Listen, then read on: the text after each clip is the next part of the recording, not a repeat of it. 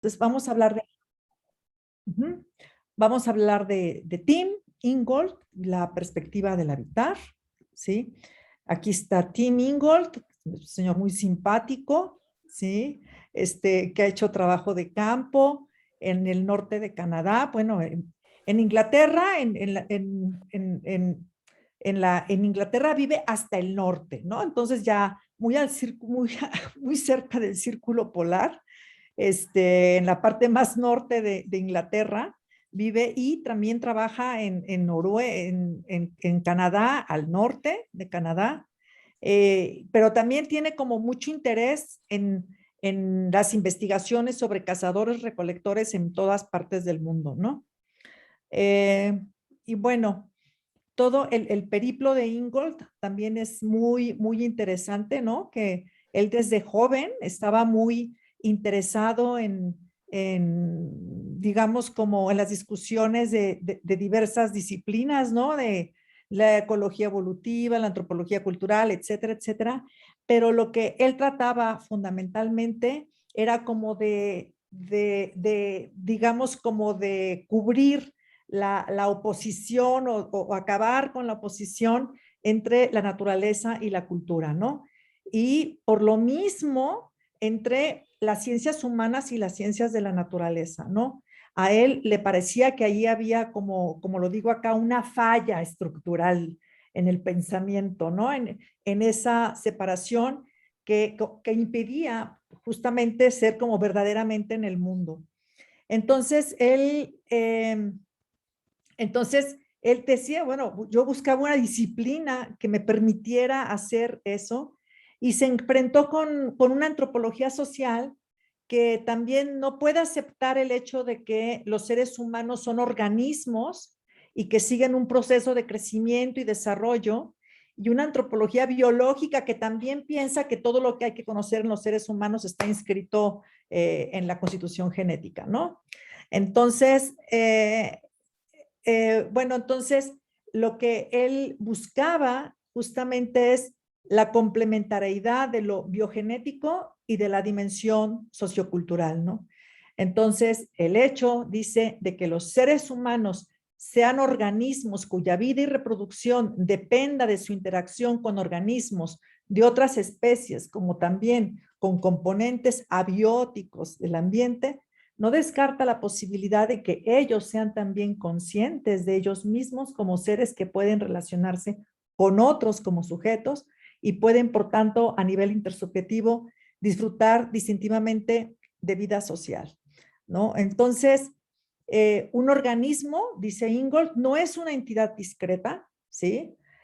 Nosotros somos organismos, ¿no? Todo, entonces dice, sino que se desarrolla al interior de un campo relacional, ¿no? Entonces, Ingold está pensando siempre, está en búsqueda siempre de un pensamiento relacional, el cual es transformado ese campo relacional, ¿sí? Por las acciones de los organismos en ese ambiente, ¿no? Entonces, el campo relacional también se transforma, ¿sí? Por la acción de todos los organismos, ¿no? Entonces, de tal manera que las características de los organismos son propiedades emergentes de los campos relacionales establecidos a través de su presencia y actividad en ese campo, ¿no?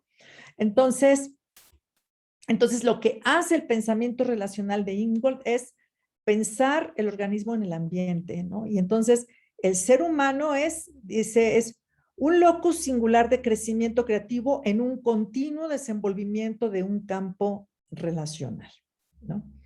Bueno, entonces esta perspectiva que tiene Ingold de pensar relacionalmente los seres humanos y los organismos y todo esto, ¿sí? Lo llevan a pensar que las habilidades no son transmitidas de generación en generación como normalmente se piensa, ¿sí? Sino que se van desarrollando a través de la práctica y de la experiencia en actividades particulares, ¿no? Entonces, las habilidades son muy importantes, ¿no? ahora sí, la ocupación, sí, es muy importante para la emergencia de las habilidades, ¿no? No, o sea, esta cosa, también, por ejemplo, la perspectiva de Merleau-Ponty va a ser muy importante porque es justamente, tiene que ver con la corporalidad, ¿no? Entonces, toda dice las habilidades, ¿no? Son, dice, las capacidades de acción de la totalidad orgánica del ser situado en un ambiente, ¿no? Entonces, las habilidades es como la emergencia en un ambiente, ¿no? Las emergencias más importantes en un ambiente, ¿no? Entonces, y Heidegger, y bueno, Ingold va a decir que, bueno, la perspectiva del habitar es la perspectiva desde el contexto del compromiso activo con los constituyentes del ambiente, ¿no? Yo cuando Ingold, todo el tiempo hablaba del compromiso con el ambiente, ¿no? Entonces, esta palabra, a mí casi que yo la podría transformar al cuidado o algo por el estilo, ¿no? Como esta relación con el ambiente y con sus componentes, ¿no? Pero de compromiso, ¿no? Entonces, ya en otro momento del seminario, hemos encontrado un libro que habla de la arquitectura y del cuidado, que surge justamente con Heidegger, en relación con Heidegger, que bueno, espero poder revisar, ¿no? Y sobre todo relacionarlo con esto, ¿no? Como los organismos sobreviven por el compromiso con el ambiente, ¿no? Y tiene, sí, bueno. Entonces,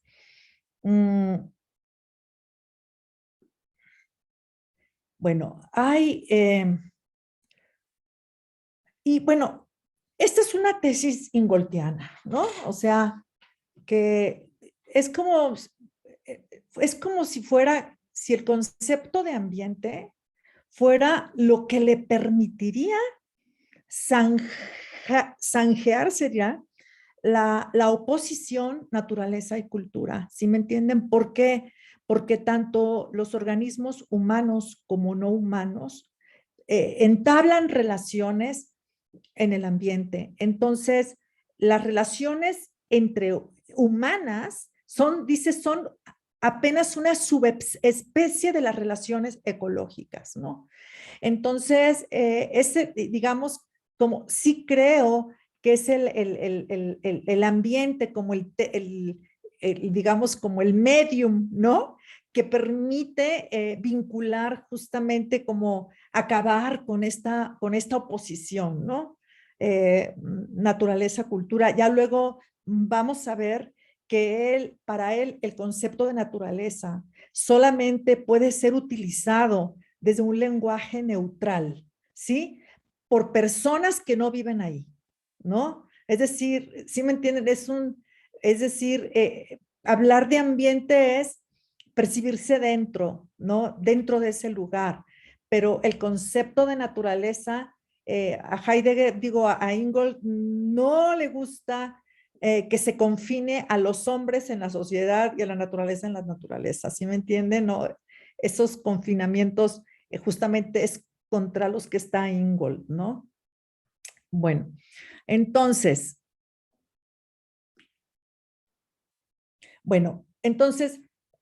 para Ingold, lo que pasa con los cazadores recolectores es bien importante, ¿no?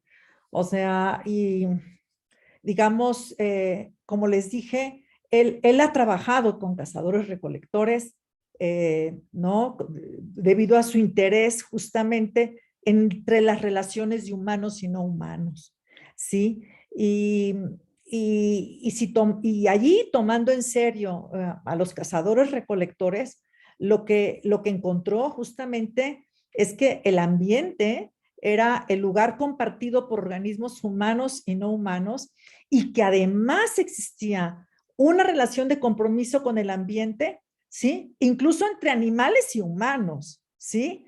Entonces, Ingold, o sea, él desarrolla en su libro las relaciones que existen entre humanos y no humanos entre los cazadores y recolectores, ¿sí? Para él, los cazadores recolectores llegan a establecer relación, ¿sí? Con los animales, ¿no? Incluso relaciones de amistad, ¿sí? Vínculos, ¿no? O sea, son vínculos, realmente establecen vínculos, ¿no? Entonces, y bueno, para Ingold, no le parece que el tratamiento que se hace de los cazadores recolectores sea como de esos seres que andan en la rapiña, ¿no? Buscando así sangrientos, de manera sedienta animales para matarlos, ¿no? Esta es como la visión occidental, ¿sí? Por el contrario, ¿no? Todas las prácticas de caza y de recolección, ¿sí? Se hacen en un contexto, justamente de eso también va a hablar Ingold, que están sustentados en el compartir, en el compañerismo, en el cuidado, incluso, por ejemplo, en el no derroche, ¿no? Entonces, a mí me parece muy importante el lugar que le da Ingold a los cazadores recolectores, porque encuentra como diagramas del habitar, ¿me entienden? El hecho del compartir, de no pueden, o sea, el hecho de que como tienen que, como que recogen alimento o comida, etcétera, digamos, no puede haber derroche, ¿sí? Entonces son también cuidadosos con eso, ¿no? Y saben que su sobrevivencia también se debe al compartir y cosas por el estilo, ¿no? Entonces, incluso por esa vía, nosotros podemos encontrar que Ingold está como encontrando como claves del habitar, ¿no? Como por esta vía, ¿no? Por la vía de los cazadores y recolectores. Eh, entonces, bueno, hay un, hay un, hay un gesto que resulta de los animales, ¿sí? Que resulta muy polémico, ¿sí? Eh, por ejemplo, para los biólogos, ¿no? Esto es que el animal, por ejemplo, cuando se va a cazar un venado, o sea, como, no es un venado, es como un alce, o ¿qué es, Luis? No me acuerdo bien. Es como un alce, ¿no? Que cuando se va a cazar al alce, el alce voltea con el cazador y lo mira a los ojos y es como si se entregara allí, ¿no? Así como que, ¿no? Esto yo les comentaba en la clase que yo había visto una película que se llama Eco de la montaña de los huicholes, ¿sí? Y entonces el chamán dice, mírenlo, él está contento con el sacrificio, ¿no? Y el venado agacha la cabeza, ¿no? Así como, ya mátenme, ¿no? Bueno, para Ingold, eh, efectivamente, sí se establece como una relacionalidad entre los animales y el cazador, ¿sí? Y dice, claro, los biólogos no lo pueden entender. Para los biólogos pensar así es como quitarse de toda culpa, ¿me entienden?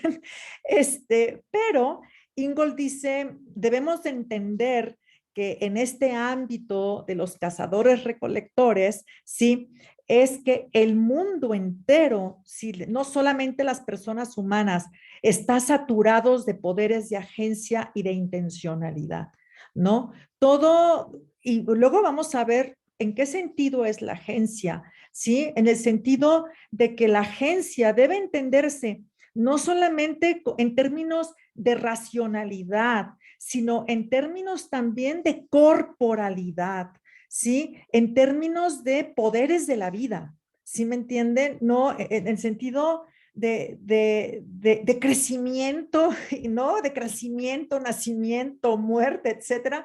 Allí están también trabajando los poderes de agencia de la vida, ¿no? Entonces,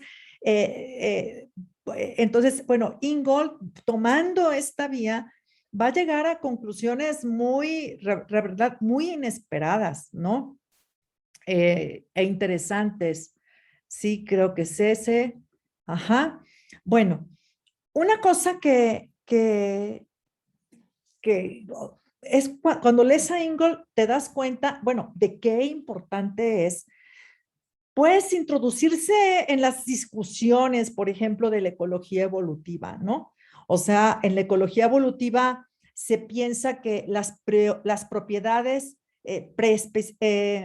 digamos que piensa el comportamiento en términos de propiedades preespecificadas y heredables de individuos, ¿no? Discretos, o como aplicación en específicos contextos de reglas y algoritmos cognitivos, o el comportamiento como mecanismo evolutivo de resolución de problemas, ¿no? Entonces, Ingold, por supuesto, no está de acuerdo con esto, ¿no? Dice él, la ecología verdaderamente ecológica, o no, la antropología verdaderamente ecológica, dice, fundamenta la acción y la intelección humana al interior de un compromiso constitutivo en marcha y continuo entre la gente y sus ambientes, ¿no? O sea, no preexiste a la relación con el ambiente, no son algoritmos previos que digamos que determinen la conducta, no, sino que los comportamientos emergen desde las relaciones, ¿sí? Desde ese compromiso activo y continuo entre la gente y sus ambientes, ¿no? Entonces, lo importante es pensar para Ingold todas las habilidades en el contexto, ¿sí? Dice, las habilidades de subsistencia son adquiridas y desarrolladas, ¿no? Ingold se pregunta, ¿no? O sea, si se les pregunta a a alguien que hace ecología evolutiva, pero ¿por qué tienen esta técnica de caza y no otra? Ah, eso no sabemos, ¿no? O sea, no sabemos cómo se adquiere, ¿no? O sea, no sabemos nomás simplemente dicen, está ya preespecificada, ¿no? Bueno, entonces, entonces, eh, ¿cómo ejemplifica esto Ingold, no?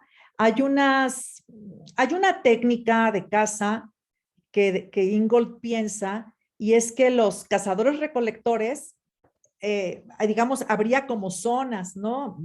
Diferentes zonas, y ellos cazan normalmente en las zonas intersticiales. O sea, no se mete solamente al interior de una región o al interior de otra, sino en la zona de cambio, ¿sí? Entonces, allí es más fácil obtener presa, ¿no? Encontrar a la presa, ¿no?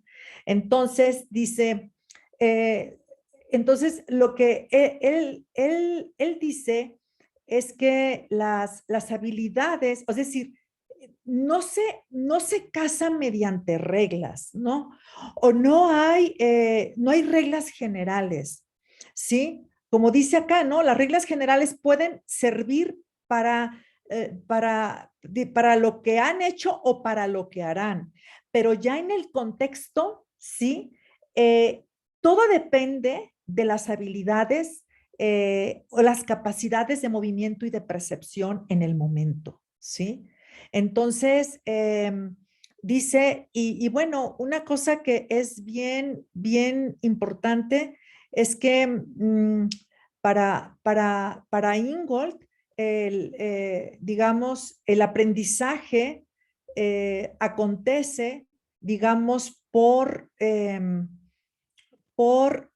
por el contacto o por la relación entre alguien que está más, digamos, alguien más experimentado con el menos experimentado, ¿no? Con el novicio, ¿no? O con el principiante, ¿no? Entonces, dice, lo que hace quien enseña, ¿sí? Es, digamos, le dice a dónde dirigir su atención, qué claves hay, cómo buscar las huellas, ¿no? Entonces, lo que dice, lo que hace quien enseña en el contexto, y es bien importante la enseñanza en el contexto, es, digamos, lo que le permite al maestro es desarrollar una conciencia perceptual de las propiedades que lo rodean, ¿no? Y de las posibilidades de acción que hay en el contexto, ¿no? Entonces, esto es bien importante, ¿no? El aprendizaje se da en la atención en el contexto, ¿no? En el lugar, ¿no? Entonces, este, eh, una cosa que a mí me impresionó mucho es esta idea de que, dice, es necesario atender los movimientos del otro. Dice, porque es alinear la atención de los movimientos en el ambiente, ¿no? Entonces, es armonizar percepción y acción, ¿no? Es una educación en la atención. Esto muchas veces lo va a decir Ingold. En las comunidades de cazadores recolectores, la educación es una educación de la atención, como dije, qué percibir, qué buscar, cuáles son las huellas, ¿sí? ¿Cómo se llama? Y eso produce una alineación con el ambiente, ¿no? O una armonización entre percepción y acción, ¿no? El otro día mi hijo me llevó a caminar a los dinamos. Yo dije, ay, no, yo ya lo voy a imitar cómo camina él, definitivamente, ¿no? Porque me estaba cayendo esto y el otro, ¿no? Que es un lugar cercano aquí, ¿no? Entonces comencé a caminar las piernas, a mover mis piernas como él lo hacía, exactamente. Pues danzaba, ¿no? Entonces, sí se puede, o sea, realmente alinear los movimientos con el ambiente es como que realmente es posible, ¿no? Imitar a otro y seguirlo y no te vas a caer, ¿sí me entienden? Entonces, eh, dice, las instrucciones recibidas, dice, son recibidas en el contexto de su compromiso con el ambiente, que es la perspectiva del habitar, ¿no? Pues es la perspectiva de ser en el mundo, ¿no?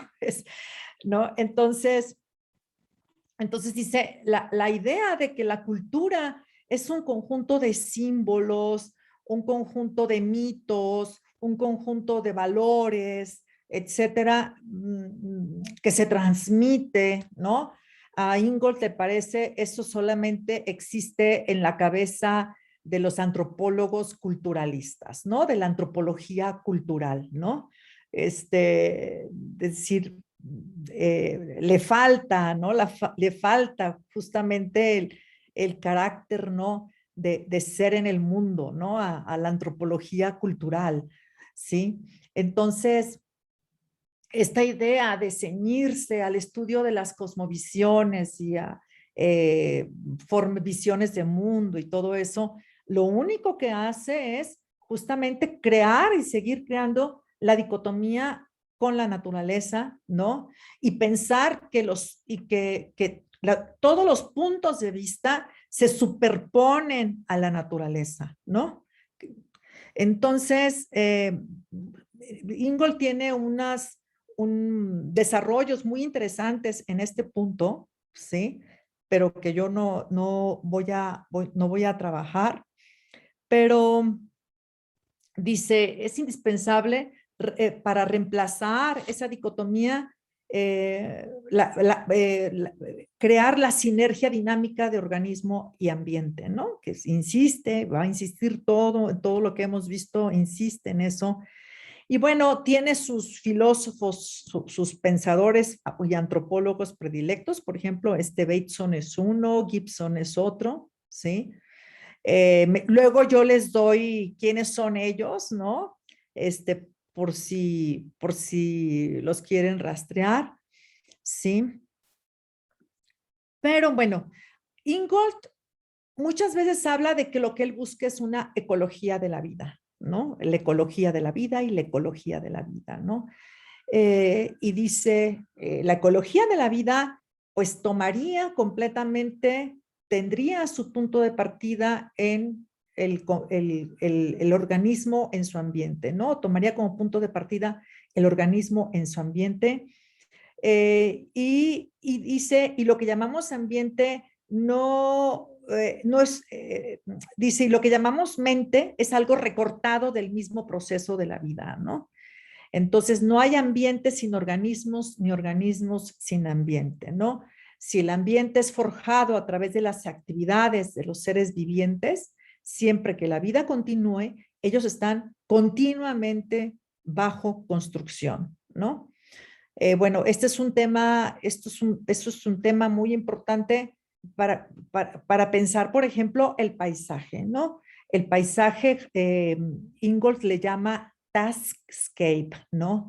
Y después él aclara que el paisaje nunca está acabado. O sea, cuando uno piensa el paisaje, pensarlo como algo no acabado, como algo siempre en construcción, y en ese sentido el paisaje es temporal, ¿no? Y por eso cuando pensemos en paisaje, cuando él habla de Tatscape, ¿no? Está pensando justamente en el paisaje temporal. Y dice, si nosotros pensamos que el paisaje es temporal, olvidémonos de la palabra Taskscape, ¿no? Sí, entonces, eh, bueno, bueno, entonces lo mismo que ya habíamos visto sobre la naturaleza. Y bueno, esto es lo que ya, esto es algo que bueno, que Ingold llama esta idea de que las formas culturales pudieron ser codificadas en el paisaje. Por eso es importante ir a los lugares, ¿no? Y bueno, Ingold cuenta, ¿no? Que su papá era biólogo, ¿no? Y y que le enseñaba a reconocer hongos y plantas, ¿no? Y lo hacía tocar y lo hacía oler y lo hacía, ¿no?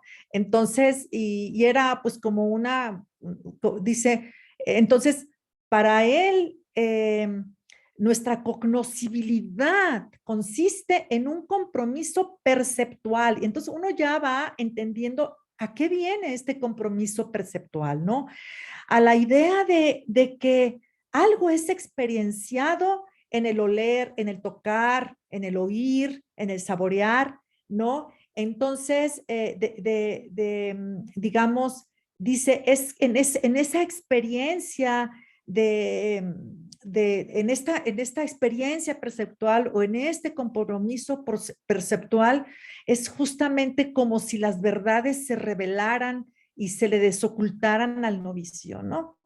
Este, entonces, para Ingold, eh, esto es muy común él pone los ejemplos, ¿no? El ejemplo que más le gusta es en las tribus australianas, sí, que ellos supuestamente vivieron una etapa que se llamó el dreaming, donde se crearon las formas del paisaje, los cerros, ríos, etcétera. Entonces, el novicio o el principiante o el iniciado tenía que recorrer los lugares principales que fueron creados en un tiempo, ¿no? En el inicio, ¿no?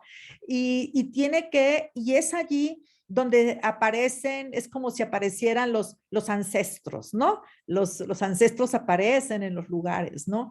Entonces, la peregrinación es necesaria, la visita es necesaria, ¿no? Entonces, y aquí hay justamente, por ejemplo, este punto es bien importante para hay un filósofo que trabaja filosofía japonesa que habla justamente del conocimiento por implicación, ¿no? O sea, el conocimiento por implicación es el conocimiento del alfarero de la arcilla, ¿sí? Mientras que el conocimiento, digamos, científico es un conocimiento no de implicación, ¿no? Sino más bien de explicación y que considera el conocimiento del topólogo, ¿no? O del geólogo, o algo por el estilo, ¿no? Entonces, aquí justamente Ingold está como dice, el artesano siente su material crudo, como el ceramista siente la arcilla, ¿no? Entonces, o el tornero siente la madera, ¿no? Y desde el proceso de sentimiento emerge la forma del recipiente, ¿no? Entonces, para Ingold, el sentimiento también es activo, ¿no? Y es un compromiso perceptual, es un modo de estar en contacto con el mundo, ¿no? Entonces, bueno, eh, entonces, por ejemplo, el cazador dice, bueno, es un agente habilidoso que puede detectar claves sutiles en el ambiente, donde se revelan movimientos y presencias de los animales, y también luego puede narrar las historias, ¿no? Las historias de los encuentros de caza, ¿no? Entonces, él dice que Ingold piensa que los cazadores en sus relaciones con los animales operan con una ecología sintiente, ¿no? Es decir, de un conocimiento que está basado en el sentimiento y que consiste en las habilidades, sensibilidades y orientaciones que se han desarrollado a lo largo de la experiencia de la propia vida en un ambiente particular, ¿no? Y Ingold también habla de una poética del habitar, ¿no? Se nota en la obra de Ingold que él leyó a Bachelard, obviamente, ¿sí? Este, se, en varios momentos, sobre todo después, ¿no? Se nota más después, pero bueno, aquí está claro, ¿no? La poética del habitar, ¿no? Que descansa en las habilidades perceptuales que emergen para cada uno de los seres en un proceso de desarrollo en un ambiente históricamente específico, ¿no? Para existir como un ser sintiente, la gente debe estar situada en un ambiente, ¿no? Bueno, a Ingold le impresiona mucho que en las comunidades de cazadores-recolectores la gente habla del bosque o de la selva como una madre, ¿no? O como un padre, ¿no? Entonces, él a esto le da mucha vuelta, ¿no? Y recurre a la antropología cultural. Él está muy inconforme, ¿no? De que se llega a la conclusión de que pues son metáforas, ¿no? Él, él incluso cuando hace referencia a Lakoff y a Johnson y todo eso, ¿no? Caen en este problema de la antropología cultural, ¿no? Empezar que son metáforas, ¿no? Entonces, para Ingold, más bien como que se retrotrae más atrás, ¿no? Él dice, no hay dos mundos, naturaleza y cultura, sino uno saturado de poderes naturales y abarcando tanto humanos y no humanos, animales y plantas de las cuales ellos dependen y de las características del paisaje en los cuales ellos se mueven. Al interior de este único mundo, las figuras humanas como seres individuos, como organismos personas, se relacionan con agencias humanas y no humanas y entidades de su ambiente. Entre estas esferas de desenvolvimiento no hay separación absoluta. Ellos no son segmentos delimitados de un campo único. Acuñar un término para la constitutiva cualidad de su mundo no es la de intersubjetividad, sino interagencialidad. Sí, entonces, para hablar del bosque como padre, es reconocer que la cualidad de íntimas relaciones con lo humano también se da con lo no humano, ¿no? Entonces, y es una y la misma, ¿no? Entonces, es una relación íntima, tanto con las agencias no humanas como las humanas, ¿no? Y por eso también se les da el nombre de padre o de madre, ¿no? Este, bueno, entonces, eh, mm, bueno, entonces, insiste, Ingold habla de que de la antropología ecológica, pero él piensa que la antropología ecológica tiene como punto de partida, de nuevo, ¿sí? Reconocer que las relaciones con las cuales esta trata entre seres humanos y sus ambientes no están confinadas al dominio de la naturaleza, separadas e independientes del dominio en el cual conducen sus vidas como personas. Entonces, para los cazadores recolectores como para el resto de nosotros, la vida es dada en compromiso, ¿no? El punto de partida de la ecología ecológica, de la antropología ecológica, es el compromiso activo y perceptual de los seres humanos con los constituyentes de su mundo. Esto es, los seres humanos están en el mundo, así, tomando en cuenta los cazadores recolectores, desde la perspectiva de un compromiso con el ambiente, ¿no? Y con sus componentes. Y desde esa perspectiva, las relaciones que se dan con el ambiente no son, dice, él dice, es de revelación, ¿no? La relación, en la medida que la relación con el ambiente es de compromiso con sus componentes constitutivos, la relación que se da con la naturaleza es de revelación, ¿no? Y, y ese, esta perspectiva es la que debe de ser el punto de partida también de la antropología ecológica, ¿sí?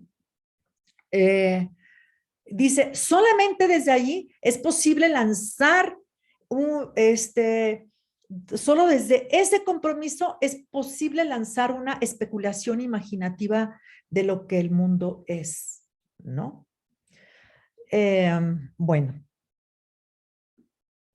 Bueno, entonces, Heidegger, perdón, Ingold habla de que hay como lo que uno puede encontrar, yo le puse principios, ¿no? Pero más bien Ingold lo que se da cuenta de las distintas descripciones de los cazadores recolectores es que en esos grupos el compartir es muy importante, ¿no?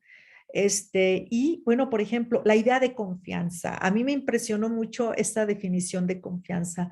Confianza, dicen, es actuar con, con la cabeza de esa persona en mente, ¿no? O de ese algo en mente, ¿no?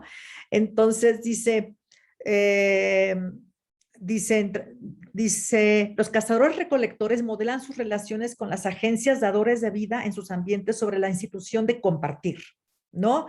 Desde la base de sus relaciones nutricias con los no humanos, ¿no? Entonces, esta idea de la naturaleza nos comparte y nosotros compartimos, ¿sí me entienden? Es como un mundo del don, ¿no? El mundo nos da y nosotros damos y no. Y también el principio de la confianza, ¿no? O sea, confiar en alguien es actuar con esa persona en mente, ¿no? Entonces, pero dice, pero es algo que yo no puedo, es algo que yo no puedo exigir, ¿no? Es algo que acontece, ¿no? Dice, yo no puedo, o sea, yo no puedo violar la autonomía, ¿no? Eso es una cosa, habla de, el concepto de autonomía se da al mismo tiempo de dependencia, ¿no? O sea, sí dependo de otro, pero también se necesita cierta autonomía. Pero la idea está en que yo no puedo imponer esa relación de confianza, ¿no? No, o sea, no sé lo que él dice es que se confía en otro y se está dispuesto a apoyar, se está dispuesto incluso a apoyarlo, pero yo no puedo exigirlo, no puedo pedirlo. ¿Sí me entiende? A que haga lo que yo quiero. No, eso no se puede hacer. Y eso incluso en las comunidades de cazadores recolectores, tú no puedes llegar a esa exigencia, ¿no? Hay otras cosas que sí, por ejemplo, el compañerismo, ¿no? Pues el trabajo se hace como una actividad compartida, ¿no? También, por ejemplo, el no derrochar, ¿no? Entonces, esta idea de Ingold hace todas no enumera, ¿me entienden? Sino que va explicando, bueno, las relaciones de confianza va acompañada en compartir, pero también el no derrochar y el compañerismo y el trabajo y todo esto. Pero todo esto le interesa mucho a Ingold para decir, los cazadores recolectores no son unos depredadores, ¿no? Eso a él le parece muy importante porque él incluso establece la diferencia entre el pastoreo y el cazador recolector, ¿no? La relación de pastoreo con el animal es que es de relación de propiedad, ¿sí? Y es una relación con los animales, es una relación de propiedad, es una relación de dominio y es una relación de control. Ajá. No es así con la relación que se tiene con los animales, los cazadores recolectores, ¿no? Entonces, para Ingold hay como una crítica a la antropología cultural, porque lo que ha hecho la antropología cultural es neutralizar las perspectivas de las culturas, ¿no? Diciendo justamente que son el relativismo cultural, etcétera, etcétera. Dice, y lo que hacen es neutralizar los retos que ellas presentan a nuestras propias suposiciones, ¿sí? Entonces, al decir que es una visión cultural, ¿no?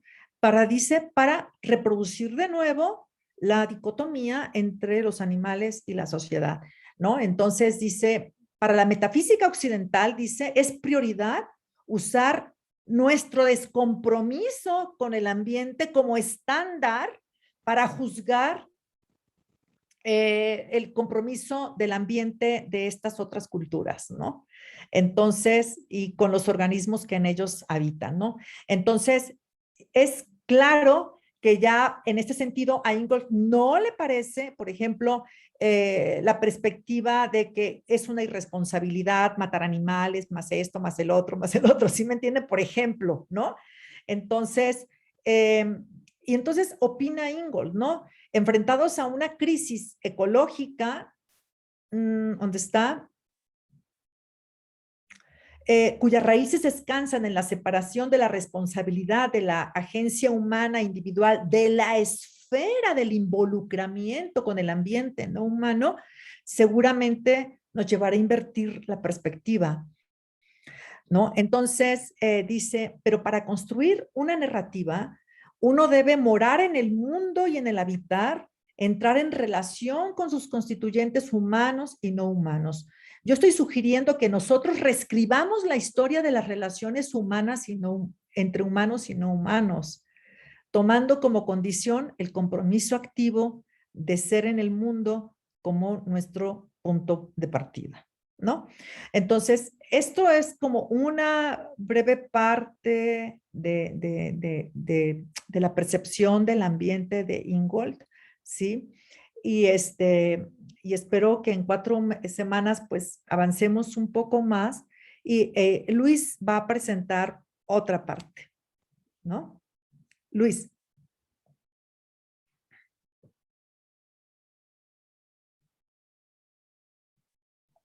Me Muy bien. cierro. Ya. Muy bien. Pues en realidad lo que yo les voy a presentar de alguna manera retoma todo lo que Rebeca nos estaba contando. Eh, en un primer momento, lo que nos dice Ingalls es justamente, ¿no? Que los ambientes nunca están completamente dados, ¿no? Sino que siempre están en construcción, ¿no? De alguna manera, lo que nos está señalando es que los ambientes siempre están en un continuo proceso. Y estos procesos justamente lo que hacen es modificar la manera en la que nos vinculamos con nosotros mismos, con los otros y con el mismo ambiente. Ingalls es, no sé si Rebeca lo ha notado, pero como que es muy, no tiene empacho en decir, no me equivoqué, ¿no? Y entonces él nos platica que él justamente en sus primeros escritos, él de alguna manera seguía la idea de que la cultura estaba separada de la naturaleza, ¿no? Y que muchas veces él siguió esa forma de pensar sin cuestionarla, ¿no? Sin criticarla.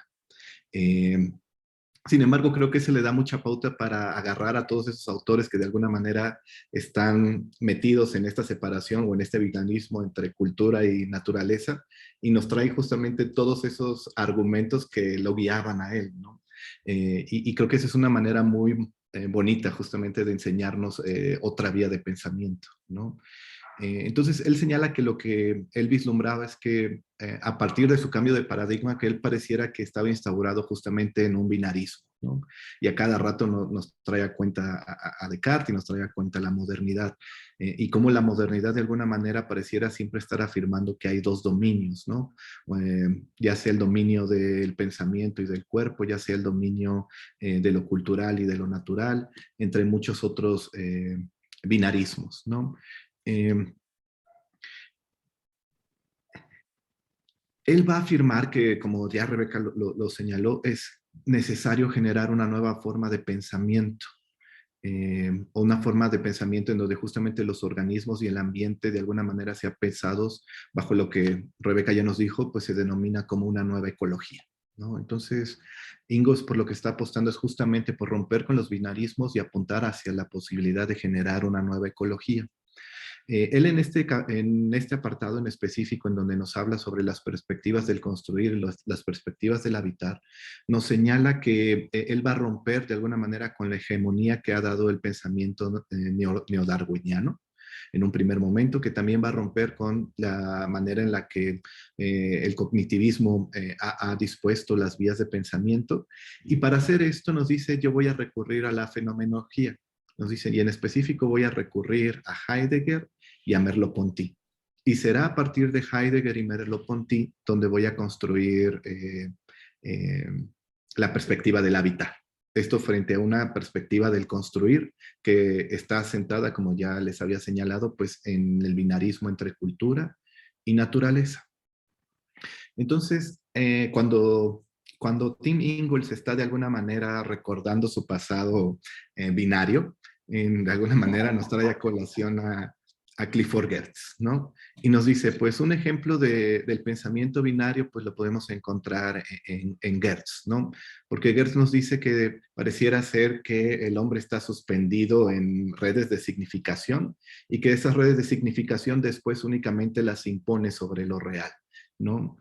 Eh, a mí me resulta muy interesante porque, por ejemplo, a mí me trae a cuenta, me recuerda justamente la noción de calco de Deleuze, ¿no? Del rizoma, ¿no? En donde pareciera que está el pensamiento y lo que queremos es calcar eh, por todos los medios lógicos nuestro pensamiento sobre lo real, ¿no?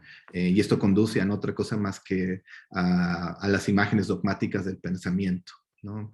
Él también va a traer a colación a Joseph Rigbert, en donde justamente él señala que la construcción pareciera siempre estar dispuesta, la construcción desde el lado humano frente al animal pareciera siempre depender de una planificación, es decir, de ya tener en mente qué es lo que uno va a realizar y únicamente imponerla sobre lo real. Frente a eso, pues Ingalls va a recurrir como Heidegger, como Deleuze y como muchos otros a Wexkull, ¿no? Ingalls va a recurrir justamente al concepto de Umwelt, en donde justamente se nos va a señalar la noción de assemblage, ¿no? Eh, ¿Cómo se llama? Ay, es, no es dispositivo, es el otro, ¿cómo se llama? Ensamblaje, sí. Ensamblaje. Ujú. Ajá. Entonces, lo que él de alguna manera va a señalar es justamente la posibilidad de pensar que los mismos animales construyen desde otro modo las significaciones de lo real, ¿no? A mí, en realidad, el pensamiento de Wexkull, tal vez porque pues lo trabajé desde Deleuze, digamos que ya estoy completamente ahí atrapado, pero a mí me recordó de alguna manera una forma del espinosismo, porque lo que Wexkull afirmaba es que, pues, de alguna manera los animales generan su mundo de vida y le dan significación, pero de diferentes modos, podríamos decirlo así, ¿no? Son diferentes frecuencias y estas frecuencias hacen que se vinculen de otro modo con el ambiente, ¿no? Wexkull pone el ejemplo de la manera en la que los diferentes animales pueden significar de manera diferencial o desde sus diferentes modos al árbol, ¿no? Entonces nos dice, el búho no ve de la misma manera el árbol que el zorro, no lo ve de la misma manera que el hombre, pero eso no significa que no estén creando un mundo, ¿no? Nos dice, se trata de una perspectiva, solamente se trata de una perspectiva diferente. Eh, y aquí a mí me trajo a colación el texto, eh, bueno, aquí nos dice, ¿no? Para los no humanos, toda red, aquí haciendo referencia un poco Ingold a lo que decía Clifford Geertz, tiene una relación con el ambiente. Sería importante justamente pensar las inmersiones prácticas en el mundo y cómo eso condiciona la manera en la que nos vinculamos con él, ¿no? A mí el pensamiento de Ingalls y me trajo a colación este texto que se llama ¿Qué dirían los animales si les hiciéramos las preguntas correctas? Que es justamente de la mujer que está ahí, que es Vinciane Desprez, en donde justamente ella, perdón, siguiendo un poco una línea de Lesiana, en específico el abecedario, empieza a sacar conceptos, ¿no? sobre los animales. Y uno de los últimos conceptos es justamente el concepto de Humboldt, ¿no? Retomado de Wexkull. Y nos dice, ¿no? La teoría del Humboldt lo que intenta es justamente señalar la necesidad de romper con la familiaridad. Nos dice, lo que nos presenta la Humboldt es la posibilidad de vislumbrar que nuestro mundo había estado completamente cerrado y de que hay otras maneras de vincularse con él. De igual manera, ella va a señalar que en realidad nosotros, en tanto que humanos, nos queremos imaginar justamente que hay un mundo objetivo, que hay un mundo neutral, pero en realidad que todos estamos inmersos justamente en lo práctico, ¿no? Y aquí va a retomar ella a Deleuze, ¿no? Y nos va a decir, recordemos justamente cómo Deleuze, siguiendo a Spinoza, nos afirma que nosotros afectamos del mismo modo que somos afectados, ¿no? De alguna manera aquí estaría el pensamiento de la inmanencia, ¿no? De igual manera, ella trae a colación a otra pensadora contemporánea, pues que es Donna Haraway, ¿no? Y ella nos señala justamente la importancia de cómo nos deberíamos de vincular justamente con los otros en tanto que animales, ¿no?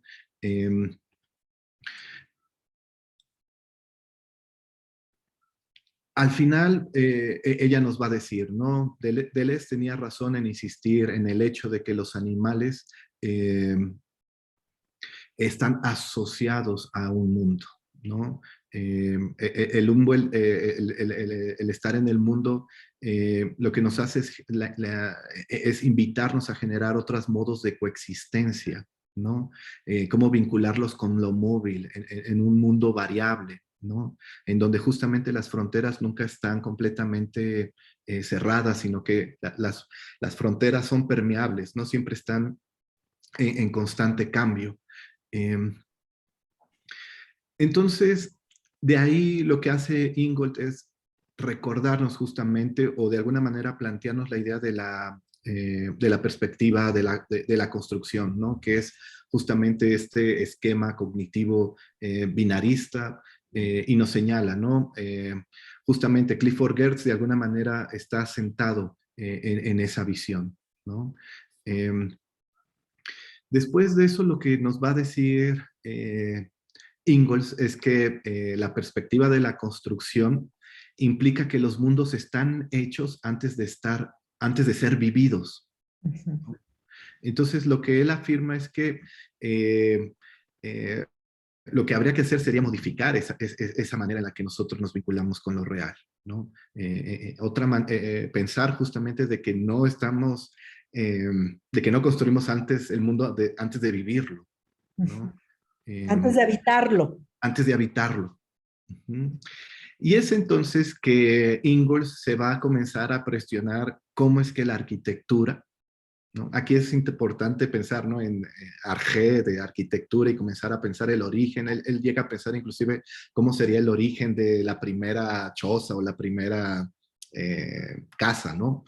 Y él trae a colación a este arquitecto, que es Peter Wilson. Y Peter Wilson, digamos que sigue pensando bajo la perspectiva de la construcción, y él señala para Ingalls, ¿no? Primero siempre está el plan y después las personas van y ocupan ese lugar, ¿no? Entonces nos dice, de alguna manera la arquitectura contemporánea también está sentada en esta forma dualista, en esta forma binaria de habitar el mundo, ¿no? En donde justamente se separa cultura y naturaleza. Y entonces es cuando Ingalls recurre, yo les platicaba, a mí me sonaba mucho a Deleuze, pero al mismo tiempo va a recurrir a Heidegger, ¿no? Entonces, él justamente trayendo a colación a todo lo que ya nos estaba contando Rebeca en torno a los cazadores-recolectores, él se va a preguntar justamente cómo es que vivían los nómadas, cuál era el habitar de los nómadas. Y nos dice, y es ahí en donde podríamos ir en contra del mito que nos han contado sobre la primera choza, ¿no? De que primero se construyó en la mente y después se dispuso en lo real, ¿no? Él va a decir justamente qué hacían los nómadas. Los nómadas en realidad creaban su mundo, su choza, podríamos decirlo así, pero habitándola, ¿no? Habitando también con el afuera, e inclusive traían el afuera al interior. Yo le platicaba a Rebeca que esto me hacía recordar justamente ahorita platicando con José Luis, pues el pliegue, ¿no? El pliegue es traer el afuera al interior, ¿no? Y justamente pues aquí haciendo una combinación entre Heidegger, Deleuze e Ingold, pues vislumbraríamos justamente esta otra forma de habitar que implicaría justamente habitar en el afuera, ¿no? Eh, por ahí habría otra línea que investigar, ¿no? Y después, Ingalls nos va a traer ya ahora sí a Heidegger, ¿no? Y nos va a hacer referencia justamente a construir, habitar, pensar, ¿no? Él nos va a decir que justamente el título de este capítulo, pues es no otra cosa más que la repetición de construir, habitar, pensar de Heidegger. Y lo que nos va a decir es que lo que hace Heidegger es comenzar a destruir la visión hegemónica bajo las cuales el Occidente moderno ha pensado y ha separado el construir del habitar, ¿no? Eh, lo que Ingalls va a señalar es que eh, Heidegger, al igual, bueno, él, al igual que Heidegger, que quiere ir en contra de la visión justamente de que primero está la construcción, ¿no? Él va a decir, este es un movimiento doble, ¿no? Eh, Heidegger trae a colación esta cita de Heidegger en donde Heidegger se pregunta, ¿no? En realidad las casas tienen alguna garantía de que en realidad vamos a habitar en ellas, ¿no? Entonces, siguiendo esta pregunta, Ingalls va a presentarnos esta visión de que él denomina justamente como la perspectiva del habitar, ¿no? Y justamente aquí vamos a comenzar a vislumbrar que la perspectiva del habitar tiene que ver justamente con romper con los mitos que se han dispuesto sobre las sociedades nómadas o sobre los cazadores recolectores. Y lo que va a implicar va a ser justamente, lo que va a estar en el centro para él va a ser el cuidado, ¿no? Y creo que aquí vuelve a resonar Heidegger, ¿no? Eh, a mí me resulta sumamente interesante, ¿no? Porque yo aún no logro ver por qué Ingalls separa tanto la arqueología de la etnografía, porque me parece que en realidad la manera en la que él trabaja se parece mucho a los etnógrafos que he tenido la oportunidad de leer, ¿no? Luis, entonces frente a, no sé, yo recuerdo la manera en la que, por ejemplo, eh, Maus y Clastres estaban en contra de la visión que se daba sobre las sociedades nómadas que afirmaban que en realidad la sociedad empieza con el trueque, ¿no? Y que decían, pues a partir de ahí toda la economía se define bajo la idea de que somos seres carentes, ¿no? Entonces la economía es la ciencia que se encarga de distribuir la escasez. Y lo que señala dice, no, las sociedades nómadas son aquellas que apostaban justamente porque somos puro exceso. Y por eso las sociedades nómadas no se preocupan por estar juntando y resguardando todo, porque saben que la naturaleza misma es exceso y lo que hay que saber es justamente saber vivir en el ambiente, ¿no? Y creo que de alguna manera eso también está en la visión de Ingalls, ¿no? De alguna manera nos está enseñando a romper con los mitos bajo los cuales la arquitectura se había construido, ¿no? De señalar justamente que primero se tuvo que tener un pensamiento, una cultura para construir y después habitar. Entonces, él está diciendo, no, en realidad el habitar es anterior, ¿no? En el habitar se construye, ¿no? Después de eso, nos va a decir, todo esto también viene de alguna manera de Merleau-Ponty, ¿no? Y entonces nos cita a Merleau-Ponty, ¿no? Nos dice, la gente, perdón, en realidad no importan las ideas, los planes mentales o las representaciones al mundo, nos dice Merleau-Ponty, ¿no? Sino que justamente se generan en el mundo, ¿no? Es el habitar mismo de las ideas, Ujú. Solamente porque estamos ahí y habitamos en ellas es posible justamente generarlas. Em, Después de eso, a mí me interesó mucho una frase de la perspectiva del habitar de Ingalls, porque nos va a decir que él, de alguna manera, le interesa menos, perdón, tantito.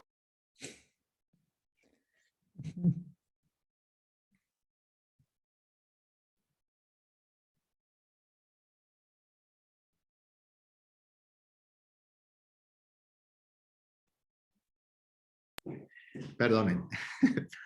Eh, entonces, la idea es que él afirma justamente que a lo que hay que estudiar es los procesos más que las formas, ¿no? Que nos dice justamente lo que había hecho el pensamiento o la perspectiva de la construcción es quedarse justamente en las formas, mientras que la perspectiva del habitar, por lo que se aboca es justamente por la formación, ¿no? ¿Cómo es que se generan? ¿Cuáles son los procesos? Y creo que ahí está tanto la visión eh, eh, bueno, ahí creo que está justamente la visión de Whitehead, ¿no? Ingalls en cada capítulo nos trae a colación también a Whitehead y la filosofía del proceso. A mí lo que me recordó fue mucho a Paul Klee, y en específico me recordó a este cuadro que les puse ahí al ladito que se llama Flores en Movimiento. Y me recordó esta cita de Paul Klee de Teoría del Arte Moderno que dice, ¿no? El artista no concede a las apariencias de la naturaleza la misma importancia apremiante que sus numerosos detractores realistas. No se siente sometida a ella. Las formas detenidas no representan a sus ojos la esencia del proceso creador en la naturaleza. La naturaleza naturante le importa más que la naturaleza naturada. Quizá el artista es filósofo sin saberlo. Entonces, aquí traigo a colación esto porque a Engels también le interesa mucho la poética del habitar, ¿no? Y creo que por ahí también estaría, bueno, lo vimos, ¿no? Pero aquí todavía no lo trabajamos, ¿no? Pero estamos viendo cómo Engels lee en específico un cuadro, pero al mismo tiempo con esto podríamos ver las vinculaciones que tiene justamente con los pintores, ¿no? Paul Klee en Teoría del Arte Moderno nos dice, la forma es fin, es muerte, mientras que la formación es vida. Entonces, si podemos ver en este cuadrito de las flores en movimiento, pues lo que quiere hacer Klee es presentarnos la formación misma de la vida, la formación misma de las flores, ¿no? Por eso se ve como estos procesos, estos mecanismos. Eh, por último, ya para ir cerrando, pues nos dice, ¿no? Ahora ya podemos vislumbrar por qué es tan importante generar esta perspectiva del habitar, ¿no? Todo esto para disolver las dicotomías ortodoxas entre la evolución y la historia, así como entre la naturaleza y la cultura. Eh, con eso acabaría Ingalls. Bueno, la última parte del capítulo nos trae a colación a Whitehead. Y la cita nos dice, tal y como Whitehead una vez nos dijo, desde el momento en que estamos vivos, estamos inmersos en la acción. Y eso es justamente lo que guía el pensamiento. Y con eso cierra su capítulo Ingalls. Entonces, pues hasta ahí es con lo que yo les había preparado. Sí, muy interesante esta parte final, ¿no? Luis, ¿no? Como no tiene sentido preguntarse cuál es la casa originaria, ¿no? Es como dice él, ¿no? La forma final no es sino un momento instantáneo en la vida de cualquier característica, ¿no? Entonces, es un momento del proceso de habitar, ¿no? Y siempre estamos habitando, ¿no? Sí. Ujú. Bueno, pues por allí va, ¿no?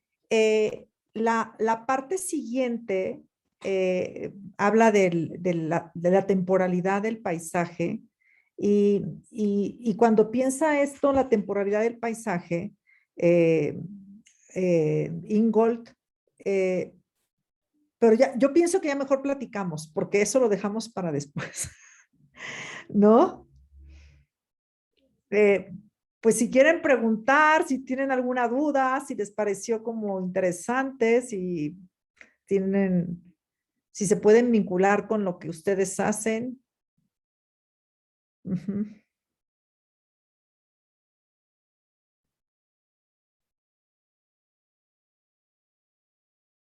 Eduardo Sebastián, no, estás muy callado.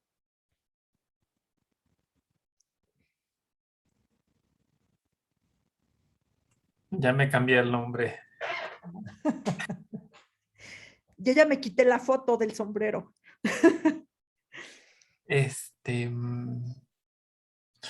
A ver, es que yo sí encontré una cosa que me sirvió mucho de Ingold, bastante más de lo que pensaba, pero tiene que ver con lo de la temporada del paisaje, entonces, justo, em, Ah, no, si quieres te puedo decir más. este, me gustaría, es que no sé si quieren seguir explicando, pero me gustaría que fuera preciso el, en el argumento va presentando por qué no es tiempo cronológico y qué significaría como una suerte de tiempo incorporado. Ese paso argumental me costó un poco seguirlo, a lo mejor porque lo leí un poco, la verdad es que velozmente. El resultado del argumento me pareció muy importante porque permite contar una historia diferente. Y eso creo que un poco con lo que decía ahorita Luis, valdría la pena recalcarlo. Eh, yo creo que la historia tradicional del paisajismo está vinculada a la mirada moderna, ¿no? Y entonces es el resultado de la cosificación del mundo, etcétera. En ese sentido es la tradición normal con la que se cuenta. Y yo he estado trabajando con un historiador del arte que se llama Cheetham, que intentaba ver en qué medida el paisajismo presentaba la historia de la Tierra. Entonces sonaba raro porque me parecía que estaba recuperando el romanticismo de un modo un poco, digamos, poco serio, ¿no? Hasta que me cayó el 20 que precisamente lo que estaba haciendo es lo que está haciendo Ingold. Y es que al no insistir en la historia del arte tradicional que vincula la mirada moderna con la modernidad, sin hacer un recuento de los modos en los cuales nos vinculamos culturalmente con la naturaleza y el paisaje es un resultado de ese vínculo, efectivamente el paisajismo no sería solamente un síntoma de la modernidad, sino que sería un momento, digamos, la coagulación de las formas, pues un momento congelado, pues. Y en ese, si me estoy dando a entender, las implicaciones de esta afirmación van directamente contra Heidegger y contra Joachim Richter, que es uno de sus alumnos. En la época de la imagen del mundo, la idea de entender esta metahistoria de Occidente que de repente ve al mundo y lo representa, y bajo esa idea luego está ¿cómo se llama este texto? Algo como los usos de la estética, la modernidad se llama algo así, el texto de Joachim Richter, insistiría en que lo que hace la modernidad es representar y visualizar el mundo, ¿no? Y creo que es una parte como una idea muy doctrinal que tenemos incluso metidos en nuestra discusión. Pero, digamos, lo que estaría haciendo la discusión de Tim Ingold sería permitirnos modificar la comprensión de lo que está ocurriendo ahí. No justificar el desarrollo, sino entender de un modo diferente. No solamente como un subproducto de la mirada moderna cosificante, sino como un momento de las interacciones entre naturaleza y cultura. Y esto implica, por supuesto, visualizar lo divino en la naturaleza, esto implica meter las máquinas, quitarlas, ponerlos a escalas, pero es un momento en este taskscape, ¿no? Que no intenté pensar una traducción, ¿Y cuál es? no logro como, porque el problema es que me di cuenta que para hacerlo prudente tenía que revisar justo el tema de las etimologías de paisaje, y sí las tenía por ahí, pero no las tengo. Pero hay quien las remite como a unos usos holandeses de dragar la tierra, entonces no, no logré llegar a ese punto, porque como hacerlo como solamente un neologismo me pareció un poco chafa, ¿no? Pero Sí. lo voy a pensar, a ver si ahorita logro como por lo menos proponer alguna cosa. Sí. Cómo se llega a formar la palabra paisaje en español en particular, según Madrelo, desde pago y desde país. Y el vínculo entre tierra, pago, país, sería como... Pero la sílaba final es la que no logro como traducir afortunadamente. Danos una clase, Sebastián, de eso. Pues se las di ya. Solamente que ya La se del, me... la de estética del Ajá. antropoceno, ajá. Y ahí hablé de paisajes. Si quieren hablo un poco más, pero que sería Ajá. como activaje, pero activaje suena muy, muy poco Ajá, pensado. es laborzaje o algo así, ¿no? Ajá, ajá. Déjame pensar si encuentro una. Pero bueno, pues en ese sentido me pareció interesante porque permite modificar esta historia ya muy, Sí. mm, pues es una historia muy agotada de la que podemos encontrar en Joachim Ritter, en Kenneth Clark, incluso podemos suponer que también aparece en Los modos que Gombrich está contando la historia. Entonces me pareció muy refrescante no criticar el paisaje como es que estamos viendo el mundo, no estamos entendiendo lo multisensorial. Es una cosa, no No, es un ataque directo, ¿no? no, Porque no. quien ha criticado el paisaje lo piensa como parte de los efectos del predominio de lo visual.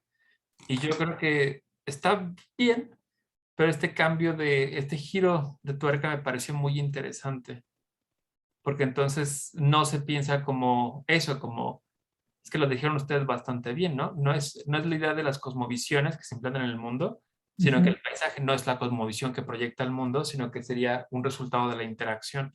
Y ujú. eso, insisto, pues sí agrega muchísimo al debate en términos de historia del arte.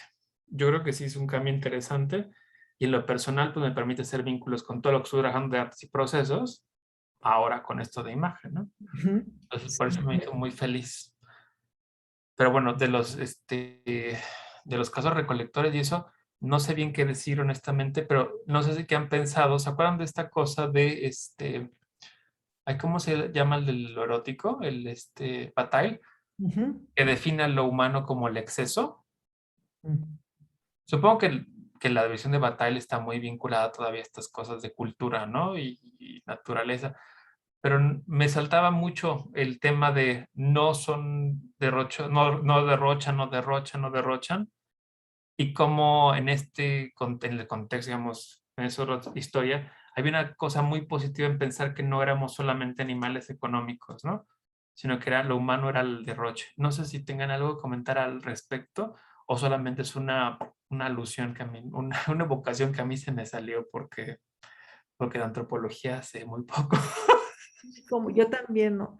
Bueno, la verdad es que también yo pensé la referencia de Bataille, ¿no? La del, la, le llama el exceso, la parte maldita. Es en la parte maldita donde habla de eso, ¿no? Del derroche y del exceso y todo esto. Y también el de lo erótico, ¿no? Ahí es donde yo lo recuerdo. Ah, pues es que es como su idea base, ¿no? Entonces, pero, pero como tú dices, o sea, sin trabajo de campo es muy difícil, ¿no? O sea, como atribuir a comunidades, ¿no? Y sobre todo comunidades del círculo polar ártico, ¿no? Este, que el exceso, ¿no?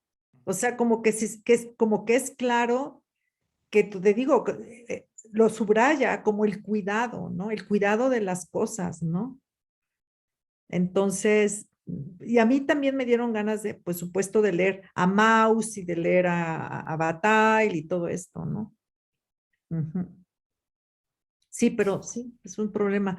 Bueno, y con respecto a lo que tú planteabas, Ingold hace una interpretación de una pintura, Sebastián, la pintura de Bruegel, que se llama Los cosechadores, o cómo se llamó, cómo se diría.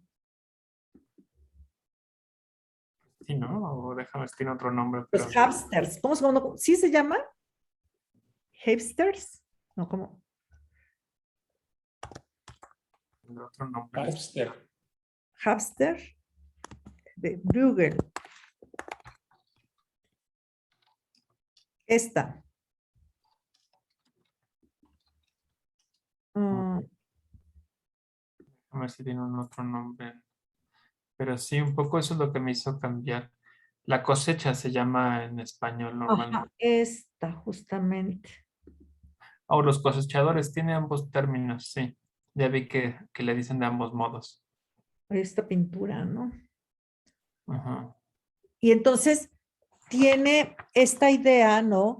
De que dice quedarse, o sea, como que estar en la pintura, ¿no? Dice es quedarse ahí en el lugar, percibir el paisaje, ¿no? Eh, percibir lo bochornoso, ¿no? De agosto, ¿no? ¿no?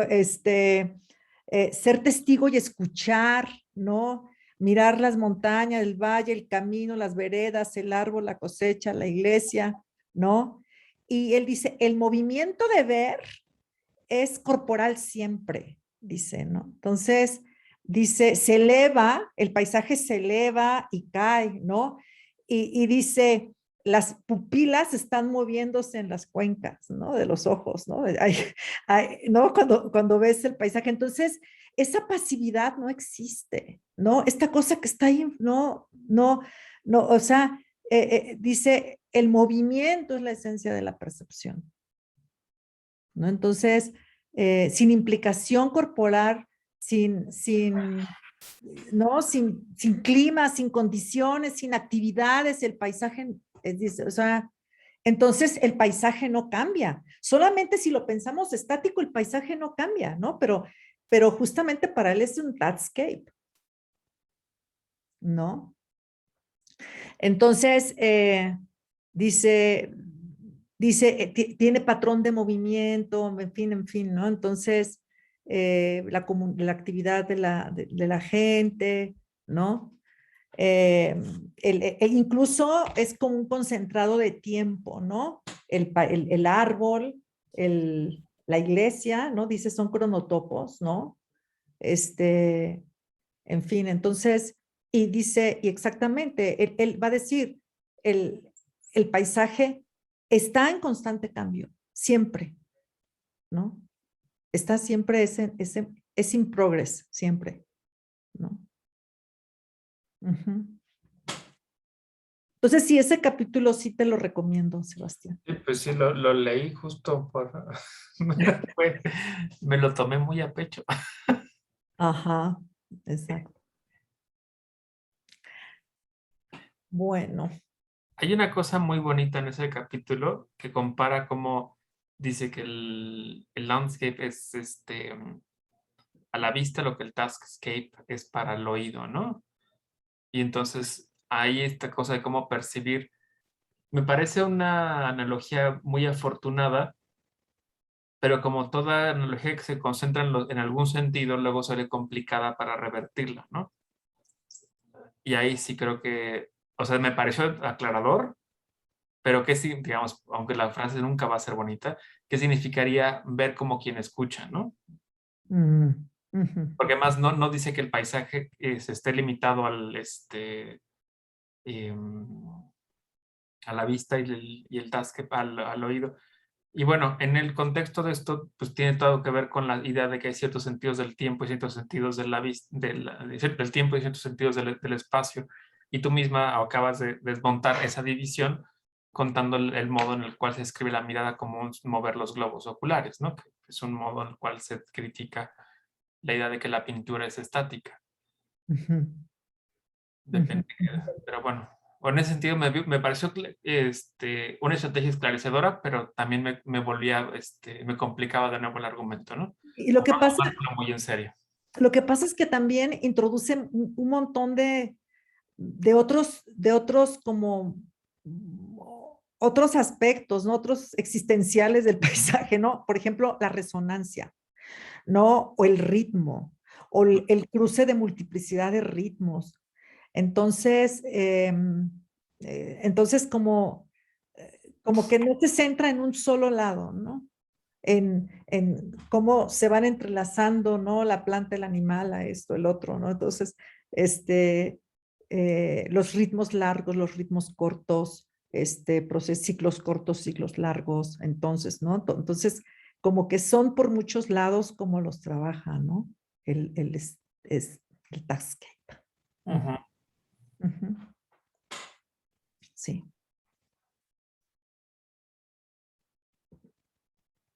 Un mensaje nuevo.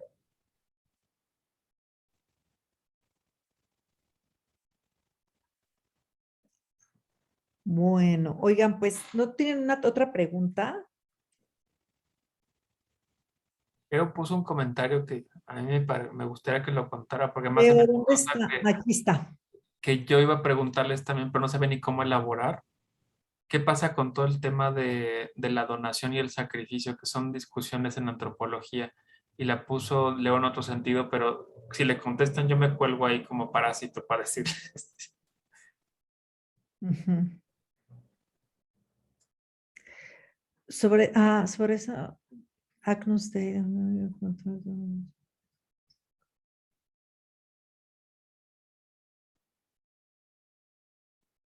Ujú. Sí. Sí, bueno, él habla él habla incluso de una relación que establece el animal con el cazador y el cazador con el animal, ¿no? Por ejemplo, no lo puede hacer sufrir, ¿no? Y hay un cuidado en la cacería, ¿no? Entonces, eh, es decir, el sacrificio no puede ser cualquier sacrificio, ¿no? O sea, como que hay entonces, y si hay un momento de donación y sacrificio, o sea, sí, yo creo que Ingold piensa que son las dos cosas, ¿no? Como que se dona, se entrega, ¿no? Y a la vez el sacrificio es como que impedir un sufrimiento innecesario, dice, porque hay una liga, es más, se cree que puede generar consecuencias infaustas, ¿no? Un maltrato del animal, ¿no? Entonces, eso piensan, ¿no? Ujú. ¿Qué ibas a decir? Tú, que tú ibas a decir algo de María Zambrano y esto?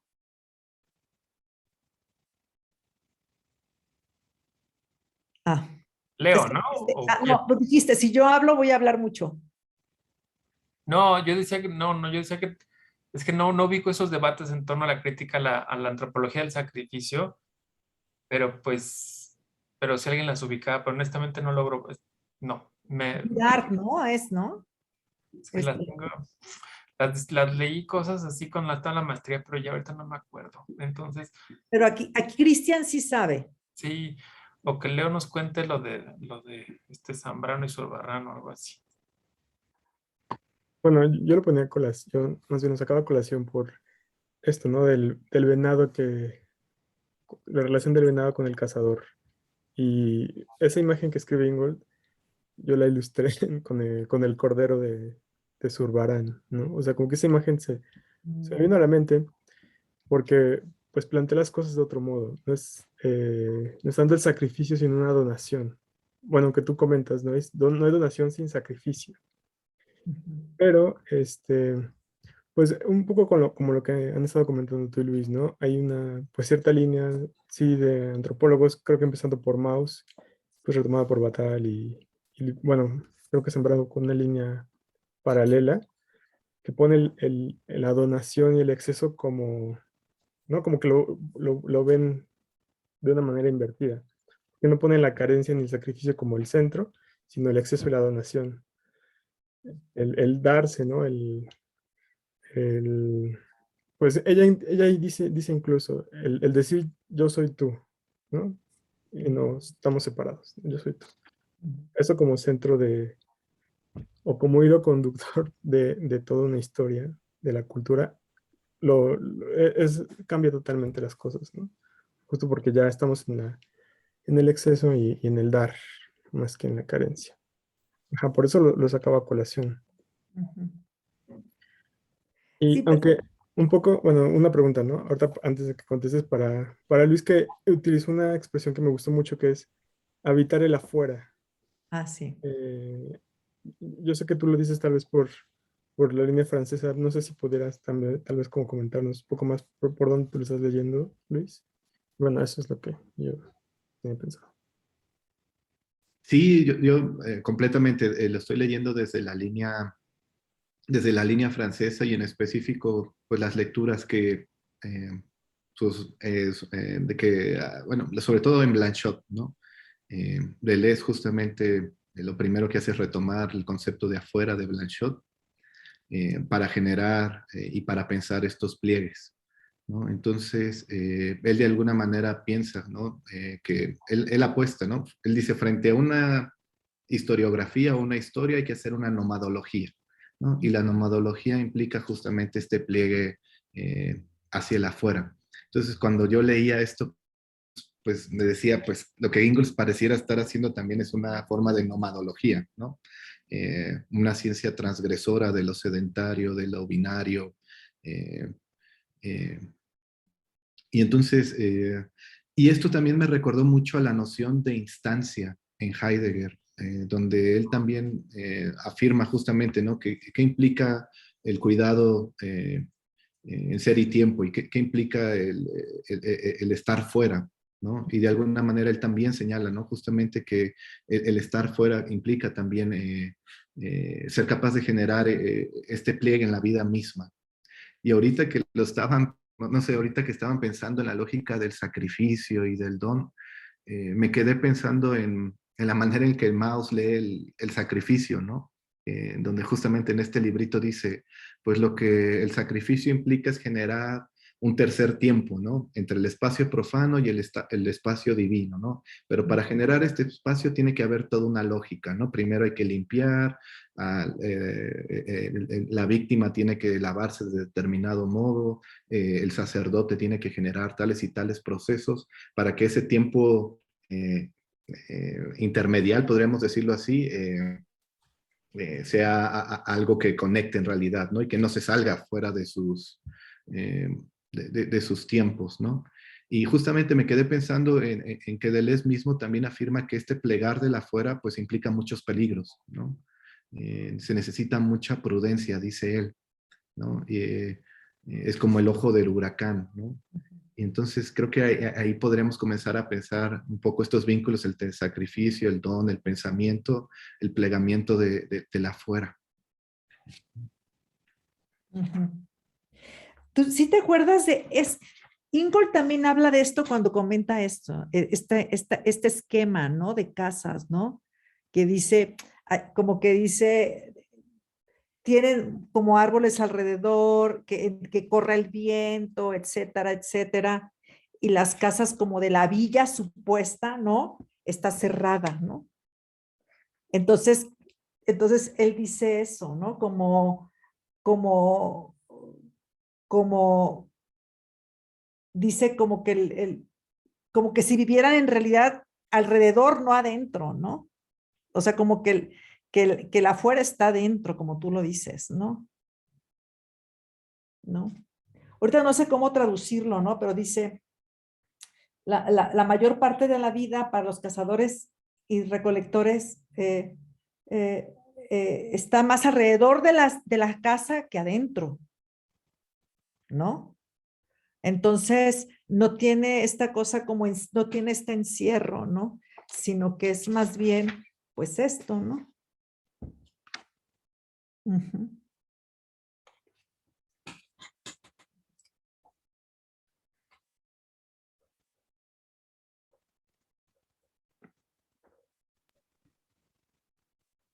Bueno, Bueno, bueno, pues, ajá, Cristian. bueno, rápidamente, mencionaba ahorita algo a propósito de la arquitectura. Lo que mencionabas, Rebeca, de esta idea de la construcción de la aldea y del pueblo, del urbanismo.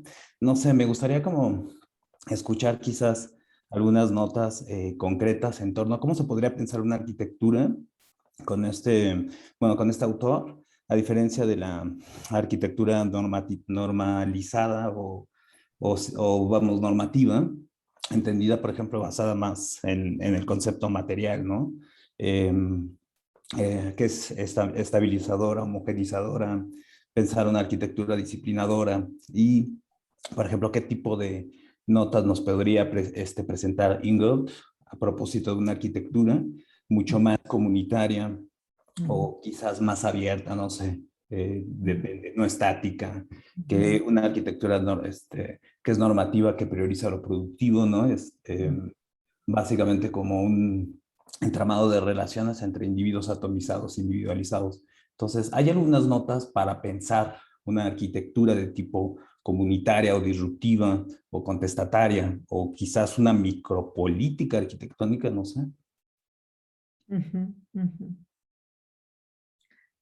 Mira, sí se ve claro que hay una crítica muy fuerte a la arquitectura, ¿no? O sea, no la recupera ni como arte, o sea, sí como que dice, la idea de la arquitectura ha sido esa, ¿no? O sea, la idea de que el proyecto preexiste al habitar, ¿no?